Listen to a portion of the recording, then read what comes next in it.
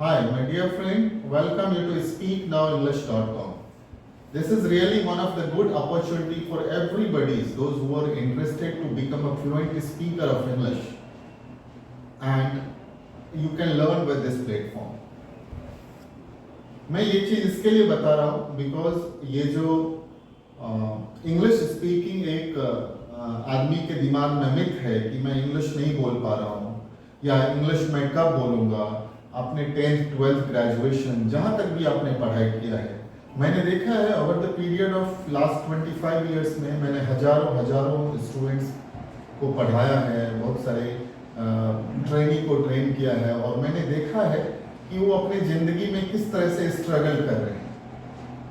C friend, communication is the foundation of success. और अगर आप जिंदगी में सक्सेस पाना चाहते हैं तो communication skills is the one of the essential tools to get development in your life. Now why it comes as a skills? Because you understand, you are speaking Hindi, Marathi, Gujarati, Telugu, Tamil, Punjabi. Now we are in India, and in India we have a approximate 2000 languages in the regionally where we speak different dialects, different भाषा बोलते हैं। हमारे India में 22 तो ऐसी भाषाएं हैं जो कॉन्स्टिट्यूशनली अमेंडेंट हैं, बट उसमें ये इंग्लिश ही क्यों? और ये हमेशा आपके साथ एक क्वेश्चन है कि इंग्लिश ही क्यों? इंग्लिश इसके लिए बिकॉज ये इंटरनेशनली रिकॉग्नाइज्ड है। अगर आप जिंदगी में कभी आगे बढ़ना चाहते हैं तो आगे बढ़ने के लिए ये कम्युनिकेशन जो है एक माध्यम है।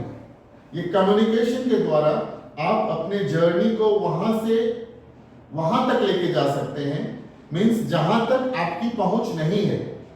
फॉर एग्जाम्पल, अगर आप हिंदी बोलते हैं तो आप अपने बिजनेस को या आप अपने कम्युनिकेशन को आप एक हिंदी के दायरे तक रख सकते हैं। अगर आप इंग्लिश बोलते हैं तो इसको एक इंटरनेशनली रिकॉग्नाइज्ड है। इंटरनेशनली तो आप जाने दो, इवन इन इंडिया में अगर आप कहीं पर भी इंटरव्यूज के लिए जाते हैं या आप पढ़ाई करते हैं, आपने 10th 12th ग्रेजुएशन किया है या आप कहीं पर भी जॉब के लिए जाते हो या कहीं पे एक नॉर्मल कम्युनिकेशन में अगर आप कहीं पे इंग्लिश नहीं बोलते हो तो आपको बड़ा एम्बैरेस्ड फील होगा और आपको कहा जाता है कि डू यू स्पीक इंग्लिश। फिर आप कहते हो नहीं, मैं कुछ समझता हूँ, कुछ बोलता हूँ, मैंने तो ये समझा, मैंने वो समझा, पूरा नहीं समझा। बट ऐसा नहीं है। इंग्लिश बोलने के लिए आपके जिंदगी में बहुत जरूरी है कि कहाँ पे यूज करना है आपको। Am, is, are, was, were, has, have, had, shall have, will have, can, could, may, might, should, should have, would have, ये सब कहाँ पे यूज हुआ है, कहाँ पे वर्ब के फॉर्म्स यूज हुए हैं, किस तरह से आपको सेंटेंसेस को स्ट्रक्चर करना है, किस तरह से सेंटेंस बनाना है। और जब तक आप ये नहीं समझ पाएंगे तब तक आप इंग्लिश नहीं बोल पाएंगे। अगर आपको कोई ये झांसा देता है कि नहीं भाषा को याद करके आप एक भाषा बोलने लगेंगे तो गलत है। भाषा को कभी भी याद नहीं किया जा सकता। आप ये समझो अच्छी तरह से, मैं एक बार नहीं बहुत बार कहा हूं, भाषा को समय और सिचुएशन के हिसाब से क्रिएट किया जाता है। Language can be create according to the time and situation. जैसे मैं अभी आपके साथ कुछ शेयर कर रहा हूं या मैं कुछ अपनी व्यूज को रख रहा हूं तो मेरे पास कुछ स्क्रिप्ट नहीं है। मैंने आपसे कुछ संवाद करने की कोशिश की है और मैं उसको वीडियो के जरिए, मैं एक वीडियो रिकॉर्डिंग कर रहा हूं और वो वीडियो रिकॉर्डिंग के जरिए मैं इसको क्रिएट कर रहा हूं। मैं कहीं से कुछ देख नहीं रहा हूं। ये हमारा एक्सपीरियंस है, ये हमारा तजुर्बा है कि इतने साल से जो मैंने पढ़ाया है और आपके साथ क्या प्रॉब्लम्स हो रहे हैं। राइट, अब ये क्वेश्चंस आती है कि आप तो ये छोटे छोटे वीडियोस बना के दे देते हो, लेकिन हम वीडियो कैसे सीखेंगे? वीडियो सीखने के लिए हमने पूरे वीडियो ट्यूटोरियल्स बनाए। आप अगर हमारे YouTube चैनल में जाएंगे, स्पीक नाउ इंग्लिश, ये ट्यूटोरियल इतनी अच्छी तरह से दिए, उसमें अलग अलग प्लेलिस्ट है। वो प्लेलिस्ट में एक 7 डेज का ट्यूटोरियल है। 7 डेज में हर एक वीडियो 10 मिनट, 12 मिनट, 15 मिनट का वीडियोस है। अगर आपको 7 ट्यूटोरियल, 7 वीडियोस अगर आप देख लेते हो तो मीन्स आप ये कहने लगोगे कि अब मुझे ग्रामर 100% आता है। यानी फिर आपके जिंदगी का ये जो क्वेश्चंस है कि नहीं मुझे ग्रामर नहीं आता है, मैं ग्रामर नहीं समझता हूं, तो मीन्स ये 7 डेज में जो 7 चैप्टर है और ये 10 से 15 मिनट का जो एक्सरसाइज है वो आपको कुछ नहीं करना, सुनना है। 7 दिन में आपकी पूरी प्रॉब्लम सॉल्व हो जाएगी। अब क्वेश्चन ये आता है कि अगर 7 दिन में हमें ग्रामर आ गया या ये 7 वीडियो ट्यूटोरियल देख के हमें ग्रामर आ गया तो हम किस तरह से इंग्लिश में कम्युनिकेशन करेंगे? फ्रेंड्स, इंग्लिश का कम्युनिकेशन क्या है? जैसे अभी मैं आपको एक सिंपल एग्जांपल देता हूं कि मैं आपके साथ बात करता हूं, मैं आपके साथ बात करता था और मैं आपके साथ बात करूंगा। यही 3 टेंस होता है। मैं बोलता हूं, मैं बोलता था, मैं बोलूंगा, राइट? अब इसमें जब तक आपको पता नहीं चलेगा कि हम सेंटेंस को किस तरह से स्ट्रक्चर करें, किस तरह से बोले, तब तक आप इंग्लिश नहीं बोल सकते। अब जब आप इसको ट्रांसलेट करने लगोगे तो आप अपने मौत को ट्रांसलेट करने लगेंगे। लेकिन हमारी जो पढ़ाने की सिस्टम है, मैं जो पढ़ाता हूं, वो pure creative and practical method से। हम क्या करते हैं, आपके टंग में am, is, are, was, were, do, does, did, ये सब फिट हो जाता है। प्रेजेंट कहां बोलना है, पास्ट कहां बोलना है, फ्यूचर कहां बोलना है, आपको कहीं सोचना नहीं पड़ता। हमारे जो पढ़ाने की सिस्टम है, हमारे जो सिखाने की सिस्टम है, आप 1 मिनट में 50 सेंटेंसेस बोलने लगते हो, जबकि आपको पता है एक सेंटेंस को बनने के लिए एक सब्जेक्ट, एक ऑब्जेक्ट, एक सब्जेक्ट, एक ऑब्जेक्ट और एक वर्ब की जरूरत है। Subject plus verb plus object होता है, राइट? फिर subject plus helping verb plus verb plus object होता है। ये तो एक ग्रामेटिकल पार्ट है। लेकिन अगर आप बोलने के टाइम में अगर ये सब्जेक्ट वर्ब ऑब्जेक्ट करने लगोगे तो आप सेंटेंस नहीं क्रिएट कर पाएंगे।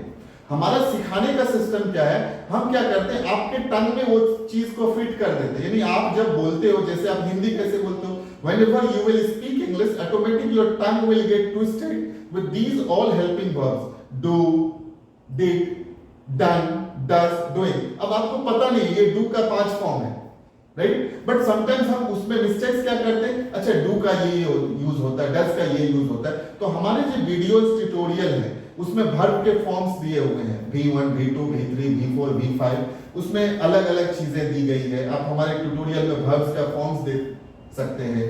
और ये हर एक चीज आपके YouTube चैनल में जो स्पीक नाउ इंग्लिश है उसमें हर एक ट्यूटोरियल दिया गया है। इसके बाद एक 45 डेज का ट्यूटोरियल है। अब ये 45 डेज आप बताएंगे नहीं, आप तो कहते हैं 30 दिन में सीख जाएंगे, 45 दिन क्यों? 30 दिन के बदले आप 3 दिन में भी सीख सकते हो। लेकिन क्या होता है, जब हम किसी चीज को सीखते हैं तो सीखने के टाइम में हमें एक धैर्य रखने की जरूरत होती है। अगर आप अधैर्य हो जाएंगे तो नहीं सीख सकते।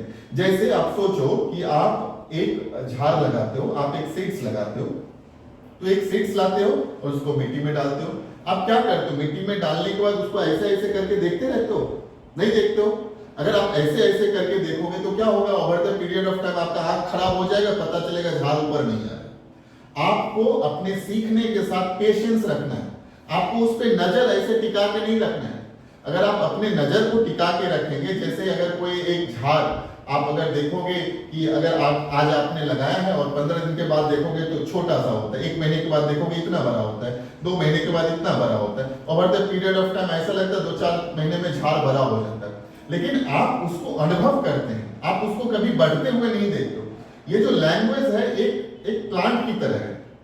Means you can't grow hard and fast a plant. Means कहने का अर्थ ये है कि आप जैसे एक पौधा को हार्ड एंड फास्ट ग्रो नहीं कर सकते। आज आपने सीड्स लगाया और आज आप 10 घंटा पढ़ लोगे और कल आप नहीं पढ़ोगे तो उससे नहीं होगा। मीन्स आपको हल्का हल्का थोड़ा थोड़ा डेली उसमें पानी देना है। उसी तरह से जो सीखने की प्रक्रिया है इसको हम एक्सरसाइज करते हैं। जैसे हम जिम जाते हैं तो डेली जाना है, वॉकिंग करना है तो डेली जाना है। जैसे हम खाना कैसे खाते हैं, डेली खाना खाना है, तो सीखने की भी प्रक्रिया डेली है। डेली आपको खाना खाना है, डेली आपको एक्सरसाइज करना है। मीन्स मैं ये सब चीज जो आपको बताने की कोशिश कर रहा हूँ, ये जो एक मोटिवेट करने की कोशिश कर रहा हूँ, उसका रीजन ये है कि इससे आप इस चीज को एक्सरसाइज को करने लगोगे। अगेन मोटिवेशन से कोई काम नहीं होता, मोटिवेशन के साथ आपको वो करना पड़ता है। फॉर एग्जाम्पल, अगर आप मोटिवेट हो गए, मेरे कहने से आप मोटिवेट हो गए कि मैं इंग्लिश बोलने लगा, उससे इंग्लिश नहीं आएगा। उसके लिए आपको स्किल्स की जरूरत है, उसके लिए आपको जो चीजें की रिक्वायरमेंट है वो सीखना है। और अगर आप ये चीज सीखते हैं तो आप रियली एक फ्लुएंट स्पीकर ऑफ इंग्लिश बन सकते हैं। हमने 98 से इंग्लिश पढ़ाना शुरू किया है और 2003 में जो हमारा स्पीक नाउ इंग्लिश है उसकी हमने इंसेप्शंस की है, एस्टैब्लिश की है। तब से लेके अभी तक हजारों बच्चे इंग्लिश बोलना सीखे हैं। और हमारा जो वर्कशॉप मैनुअल बुक है बहुत ही प्रैक्टिकल है, क्रिएटिव है, मेडिटेशनल है। और ये बुक नहीं है, यह एक वरदान है। आप ये बुक एक बार लेकर के देखो, ये बुक बहुत अच्छी है और आपको इसमें बहुत बेनिफिट मिलेगा। मैं ये सब इसके लिए नहीं कर रहा हूँ कि आपके लेने से मुझे कुछ मिलेगा। ये आप अगर एक बार अपने जिंदगी में लोगे, फॉर एग्जाम्पल अगर आप आउट ऑफ 100 मैं एक सिंपल एग्जांपल देता हूँ, अगर आप 90% नहीं सीखे, अगर आप 10% भी सीखे, तो आप ये समझो आपके लिए 100% है। क्योंकि जो जहां से आप आगे बढ़े हो, आपको एक बूस्ट मिला है, तो आपको कम से कम इसके सिस्टम तो पता चलेगा। So friends, I thank you very much.